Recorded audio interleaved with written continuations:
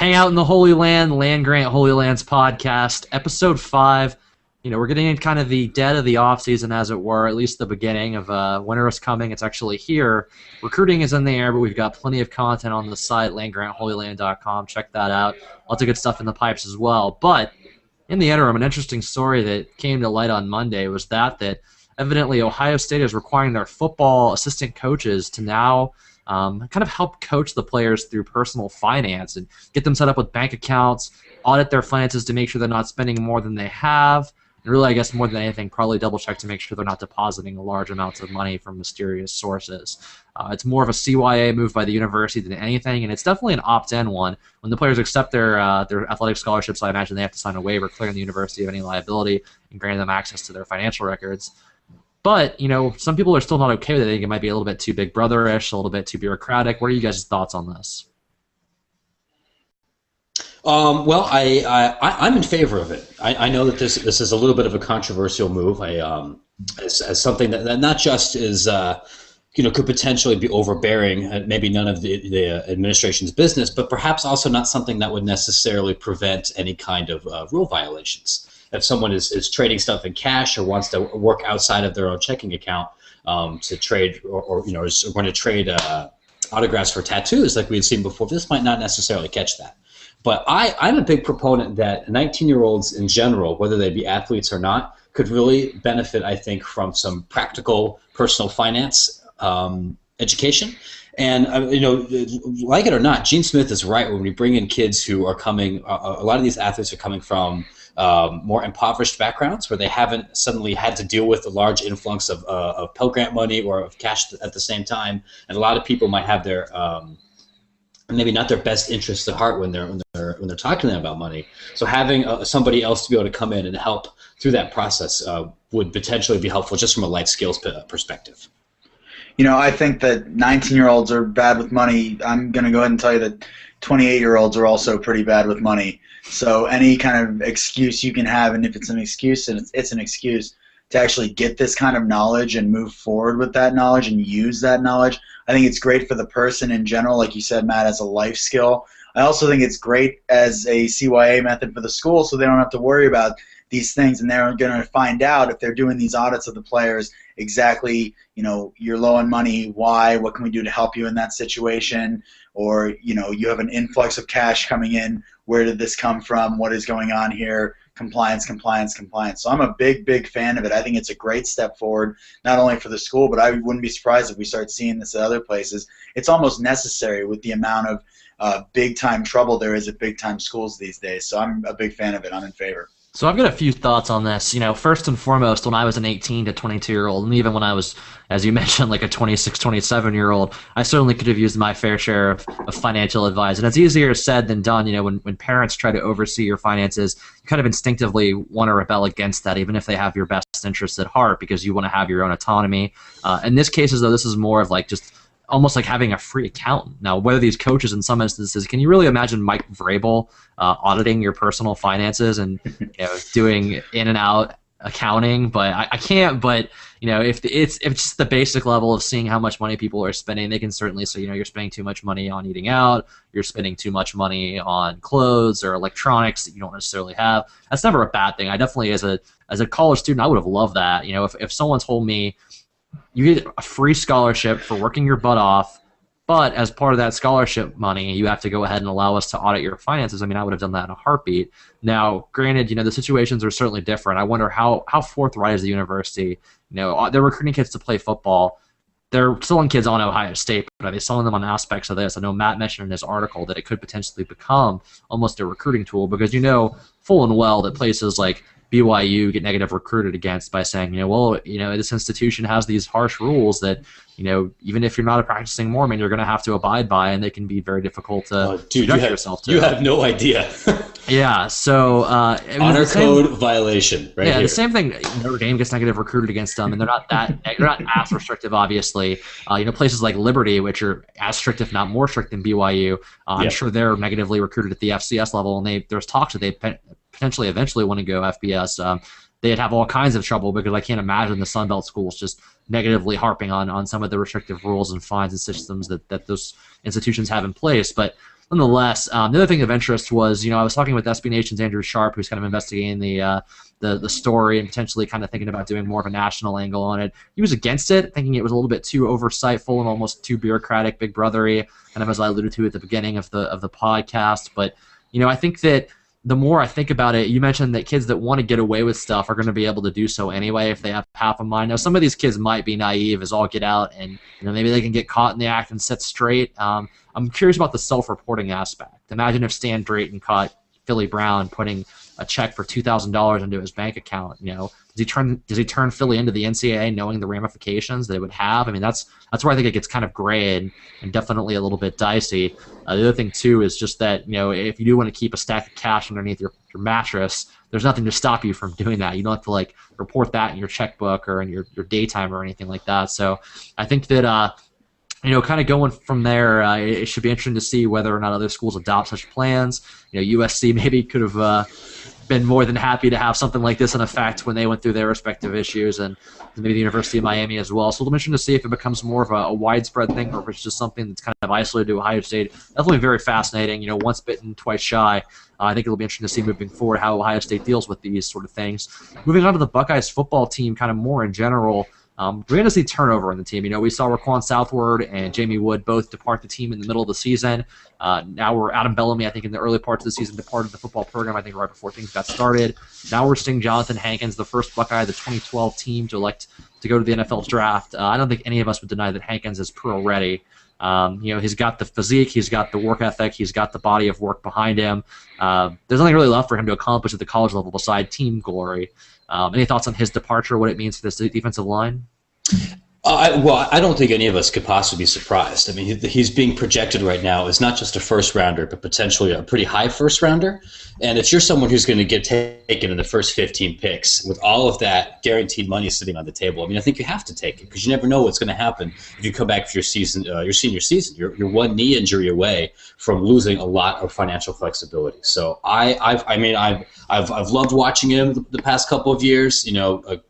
Thanks for the memories. Good luck. God bless. Hope you don't end up on the Steelers.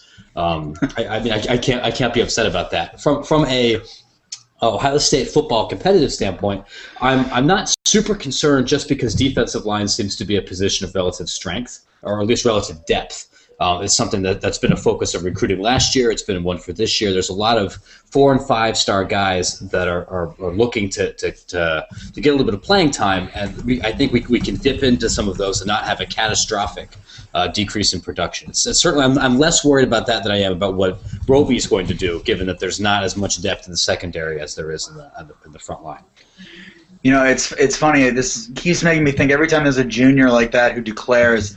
It always brings me back to Mike Doss back in 2001, 2002, when he had to make that same decision, and he decided to come back and play that senior season, and everything went pretty well that year for him and for the Buckeyes. I really think we're almost in an era where we're not going to see that a whole lot anymore because there have been such great cautionary tales about where that hasn't worked out. James Laurinaitis is a great example of that at Ohio State. Now he's having a great pro career, but his senior year wasn't as good as his junior year, and he probably lost some money in that regard. He's going to make it up because he is a good pro. But also look at Barkley, who got injured. No one knows what's going to happen with him in the draft because he really didn't play that well for USC either.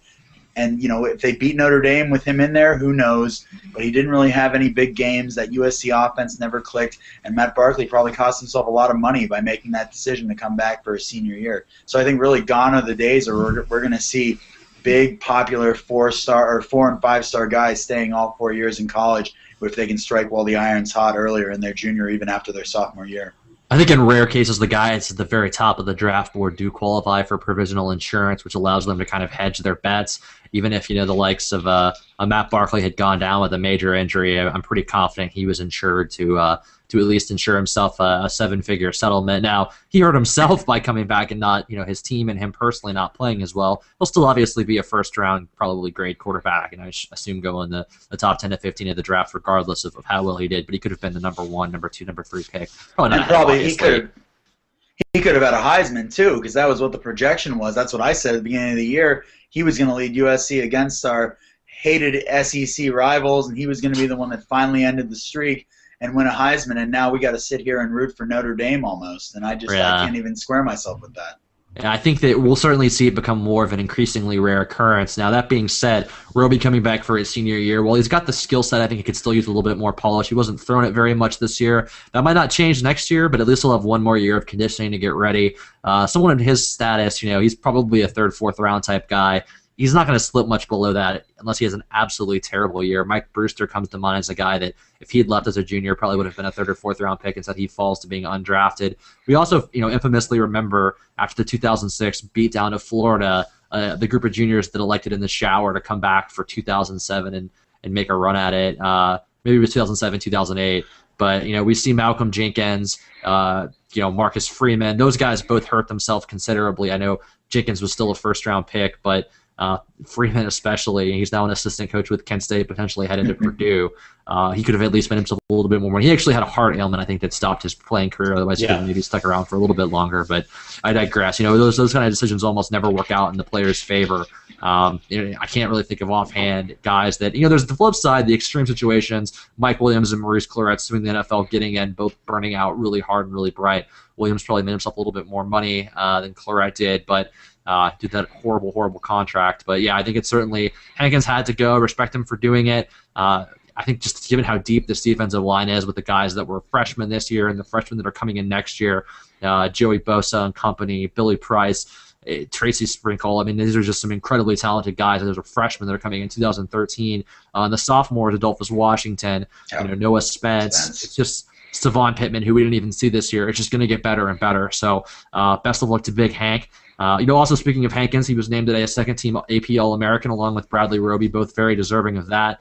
Checking as a third-team All-American was John Simon, the heart and soul of the Buckeye defense. It'll be curious to see if Simon gets drafted. I assume he'll be a third-day pick, but I think he could be a great value guy for the right team. I can imagine him going to a team like the Patriots, one of the teams that run their system, and really just being a really frustrating guy that just plays on spot downs and just gets to the opposing signal callers and just really wreaks havoc. But we got an Ohio State basketball game tomorrow, 2 games this week, I believe, actually. But tomorrow is the first. Savannah State coming to Value City Arena at the Schottenstein Center.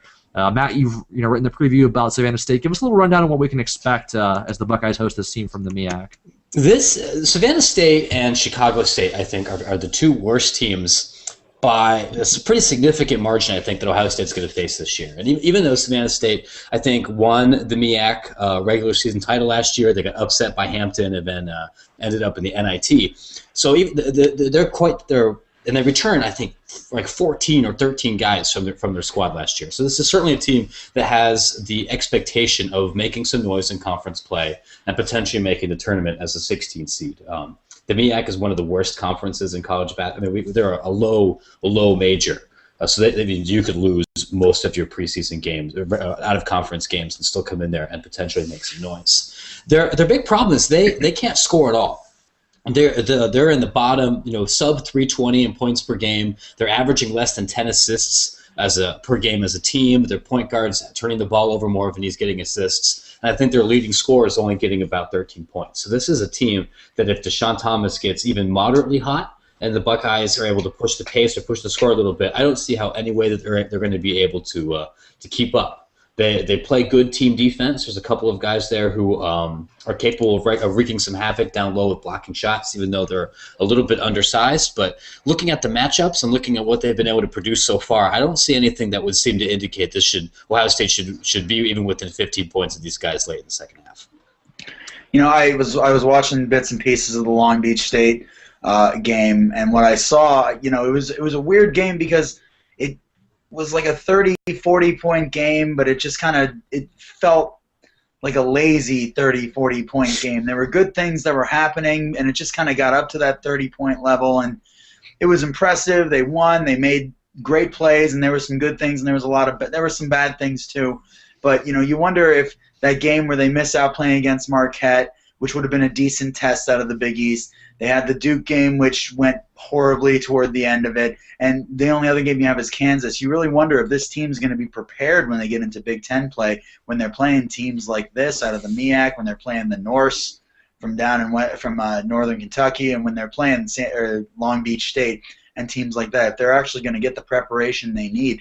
Get out there, score 90 points, hold them to 60 points, and get out of there with an easy win. But you wonder if this is going to be any preparation for the season coming up. Well, I think the hardest part for a school like Ohio State is consistently scheduling, these higher caliber teams. Michigan State, I don't really know how they do it year in, year out, getting the caliber of out-of-conference opponent. I believe Rick Barnes at Texas has had some strong out-of-conference schedules, which now that their team is pretty paltry without Mike Kabongo is really coming back to bite them in the rear. But, I think that Don Mata and company will have gotten enough, exposure. Winthrop is having a rough season, another future Ohio State opponent, but they've been decent, like fringe tournament-y, and they're trying to schedule teams. UNC Wilmington's another one that has made NCAA tournaments. Albany is not a terrible basketball team. They beat Washington. So. Yeah, I typically you look at a bunch of these low major teams, and I think it's easy to go, who's this guy? But Ohio State has traditionally been able to schedule one or two low majors that is going to win their conference, and really, as bad as Long Beach State looked, there's not a whole bunch of giants, I think, in league play. So it's entirely possible that Savannah State, Albany, and Long Beach State could be in the conversation for 14, 15, 16 seats. So it's not Kansas, but it's not. It's not necessarily 7 Chicago States in a row. And keep in mind that getting Kansas and Duke in the same non-conference schedule is still better than the last several years in terms of how Ohio State. They've had Florida and maybe Duke, maybe Kansas. It's been hard for them to put together those three type of opponents in one season. Last year comes to mind, but before that, especially in the beginning of the Mata era, even going back into O'Brien, we didn't see the kind of caliber of non-conference opponents that Mata's doing the best that he can with what he has to work with, and I think that. It should be interesting to see whether. I don't think that the caliber of opponent will determine whether or not they're ready. The team's been moving the ball really, really well in the last game and a half. So I think that's something that's worth keeping an eye on. The other thing that I think is worth looking forward to is just the development of the bigs. We've seen Trey McDonald got increased minutes against Long Beach State. He looked good in those short time. Amir Williams and Evan Ravenel have been sink or swim, but they were more swim last week. So if those guys can apply themselves and just if they can combine to form one cohesive big man, I think the Ohio State basketball team will be doing okay. Aaron Kraft, we'd love for him to break out of that slump. Still not quite there offensively, especially after his flash in the early goings. I think we kind of got spoiled with how well he opened the season. But LaQuinton Ross is broken out. We've got our second scorer hypothetically. If he keeps it up, 2 games is far from a trend, but this will be maybe a third in a row that he can really show what he's capable of doing. If he can keep stroking the ball, and we also see Linzel, get the ball in his hand, and Linzel Smith Jr. is just scoring, almost like he did last postseason. So we get that as well. 3 potential offensive options capable of scoring double figures. Ohio State will be just fine. And that I think will be the compelling storyline for coming into the Savannah State game. That's an undersized team. There's a lot of 6'6", 6'7" guys trying to play the 4 and the 5. And if you need to get Trey McDonald and Amir Williams some reps and some confidence against people that they should be able to physically overpower as far as rebounding and footwork is concerned, there's your opportunity. Better to get those reps in against guys that you have a little bit of a built-in advantage for. So when you're going against some of the really pretty tough front courts in the Big Ten, even for some of the mid-range teams like Iowa, that experience in the game time setting, I think, is going to be key. Right. Now, last thing, we've talked over the weekend, or we wrote on the site over the weekend about the prospects of potentially Chris Petersen making the jump from Boise State to Wisconsin. It seemed like a pipe dream at the time, but there were enough credible reports to at least give credence to the thought that maybe he'd provide a courtesy interview to Barry Alvarez, the athletic director and interim head coach at Wisconsin. Nonetheless, all the rumors were about Petersen supposedly interviewing in Madison on Monday. Petersen allegedly did make the trip. We don't know specifically if it was a phone interview. They're talking on Skype. Who knows? I'm guessing they didn't talk at all. I'd be shocked if Petersen decided to make the move now. We hear one interesting report, I believe, from Dave Burke from Scout, who said that, or Fox Sports Next, whatever they're calling it, saying that Pat Hayden has gotten really tired of Lane Kiffin, the way they've been interacting, and would love to hire Petersen, but is worried that Wisconsin's going to get him. I don't know if that's just if his source was some message board troll, but USC wouldn't be able to get a guy that Wisconsin wanted? Stanford couldn't get him. He turned him down. That was the one place he was actually interviewed, and it was a good enough job to draw his attention. I still think Oregon would be the be-all, end-all for Petersen since he spent so much time with his son being treated there. I agree. think, Eugene would be a perfect landing spot for him, and they have the personnel, even though the offense is a lot different from what Oregon does. I think I don't think that Kiffin's in any danger. They have to almost essentially honor his sacrifice for having to coach through those down years when they had the suspensions. Next year will be it. If he doesn't win, and win big, he's fired. His dad is having to leave the team essentially to fall on the sword for him right now. So, I think that Petersen, I don't know who's Wisconsin going to go after. Mel Tucker from the Jaguars, their defensive coordinator, former Ohio State assistant, Wisconsin alum. He's already said he's not interested as of now. Any thoughts on who they're going to go after? Well, I'll tell you, I've been thinking about it for a while now, and the clip that keeps playing in my head when I heard that Chris Petersen news is him on the sidelines after they ran the Statue of Liberty against Oklahoma in the Fiesta Bowl, doing that fist pump thing after they won that game. That, for whatever reason, him doing that in the Wisconsin red windbreaker and then throwing up one of those scared the living crap out of me for some reason as a Buckeye fan. I think Chris Petersen's a great coach. I don't think he's going anywhere. I don't see why he would want to. He's going to make as close to a boatload of money as you can sitting at Boise State, and if you win 8 games in a season, you're still Boise State winning 8 games. If you win 12, you're probably going to go to a BCS game, and you're Boise State. There's nothing that would make him go to a bigger school unless it was literally a Brinks truck delivered to his house. So I don't think Petersen's the guy, but everyone else seems to be turning that job down. I mean, you look at all the turnover. Wisconsin's going to be lucky if they don't keep Alvarez, which they very well might. Who knows? They're going to be lucky to get a top or second-tier assistant coach to take that job because no one else seems to be biting at it that's in their dream job. Oh, it's still really early. It's possible Alvarez is playing it close to the vest. I mean, for as big of a blowhard as that guy is, no one's formally turned it down. Paul Chryst didn't necessarily turn it down. He said that he was committed to Pitt, but everyone said that's the job that he would still probably bite at, even going as far as to pull Todd Graham. But Alvarez himself said that he wouldn't even ask Chryst, so he removed Chryst from consideration. Tucker said that he's not interested as of yet. Could just be him playing the game. It might just be like show me the money type stuff. We'll see what comes from it. No one's turned it down yet. They're not Tennessee territory, but it's a little bit later in the process, so that doesn't work in their favor. I think what they might be wise to do is just let bowl season kind of come and go. Some of these, because it's a good enough job to where they're going to make a play for guys that are coaching in bowls. And if that's the case, if they're not getting like an NFL assistant, they might as well just wait and just continue to play it quietly. We saw Arkansas, and we mentioned it last week. Those guys played it unbelievably close to the vest. No one saw that coming. So Tennessee was a job that everyone was turning down publicly. I don't think Wisconsin is quite there, but yeah, I think it should be interesting to see who they get. It could very well, make or shift the balance of power in the leaders division. If they get somebody like Petersen, all of a sudden Ohio State has that natural number 2. If they don't, the opportunity is there for Darrell Hazel and Purdue. Yeah, my thinking is that this is going to end up being somebody that's completely off of our radar. I was nervous about the prospect of Willie Taggart coming up. I think he's a great coach. I think he's going to do excellent things for South Florida, wherever the hell South Florida ends up in the next couple of years. That's not really a school I would really want to where I want to be right now, given all the conference realignment. But yeah, Chryst and Tucker were kind of the next 2 names on the list, and those are both really kind of crossed off for now. So it wouldn't surprise me at all if a moderately big name coach after bowl season that none of us are talking about ends up jumping, because Wisconsin really is a pretty good job. I'm in Madison all the time. There's very few college towns that are better. You don't need to recruit 4- and 5-star guys to be successful.